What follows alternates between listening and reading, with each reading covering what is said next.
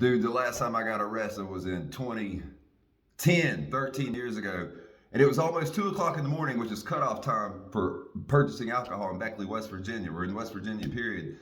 And my friend Brad Harper and I were at my house, and I had all kinds of beer and all kinds of liquor, but I'd panic around 2 a.m. be like, oh, I need to go get some more beer.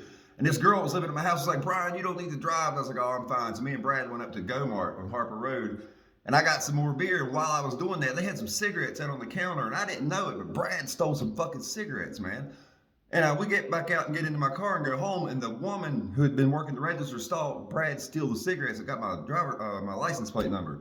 So we're back at my house, and a few minutes later, someone starts pounding on my door. Brad's like, Bowyer, don't answer that. And I was like, man, whatever. So I get up and I open the door, and this cop, like 2 feet shorter than me, fucking spins me around and leg sweeps me from behind and slams me face first to the floor. And I heard my nose crunch, and blood goes fucking everywhere, dude.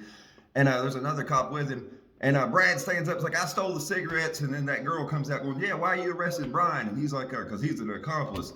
And man, I got up and I started pretending like I was going to sneeze. And I went, blood, put blood all over that fucking cop's face. And Regina was like, let me set his nose before you go. His nose is on the side of his face. And that cop's like, no. So then anyway, Regina's like, Brian, man, make sure you set your nose seriously before you pass out. So me and Brad are in the holding cell in the jail at Southern Regional Jail. And I keep going, hey man, is it straight? Is it straight? I kept setting my nose on, like trying to, with no fucking mirror, of course.